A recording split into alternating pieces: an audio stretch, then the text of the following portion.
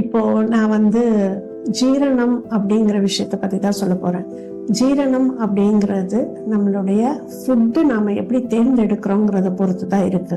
இப்போ ஃபுட்டுல ரெண்டு விதமான இது இருக்கு. ஒண்ணு, நமக்கு எல்லா விதமான ஊட்டச்சத்துக்கள் கொடுக்கக்கூடிய ஃபுட்டை நம்ம எடுத்துக்கிறோமா, அப்படி இல்லைன்னா அதுல செறிவூட்டப்பட்ட இது ஏதாவது சேர்ந்திருக்கா அப்படிங்கிறத பொறுத்து தான் நம்மளுடைய ஜீரணம் அமையும்.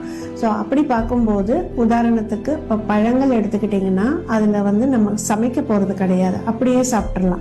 அப்போ அதில் அந்த ஊட்டச்சத்து ரொம்ப மிகுதியாக இருக்கும். அந்த ஊட்டச்சத்து நம்ம உடம்புல ஈஸியாக டைஜஷன் நடந்துடும். இதே நம்ம சமைச்ச உணவுகள் அப்படின்னும் பொழுது அதில் ஊட்டச்சத்துக்கள் கொஞ்சம் குறைவாக தான் இருக்கும். கம்பேரிங் டு பழங்கள், சமைச்ச உணவுல ஊட்டச்சத்து கம்மியா இருக்கும். அப்போ நம்ம அந்த உணவுகளை எப்படி தேர்ந்தெடுக்கணும்? அதே சமைத்த உணவுகள்ல கூட பாத்தீங்கன்னா நீங்க இந்த பொரித்த உணவுகள், எண்ணெயில பொரிச்செடுத்த உணவுகள் இன்னுமுமே அதோட டைஜஷன் பவரை குறைக்கக்கூடிய தன்மையில தான் இருக்கும். அதனால நம்ம ஃபுட்டை தேர்ந்தெடுக்கிறதுல தான் நம்மளுடைய டைஜஷன் இருக்குங்கிறத ஃபர்ஸ்ட் நாம தெரிஞ்சுக்கணும். இதை தெரிஞ்சுக்கிட்டாலே நம்மளோட டைஜஷன் நல்லா இருக்கும். தேங்க்யூ.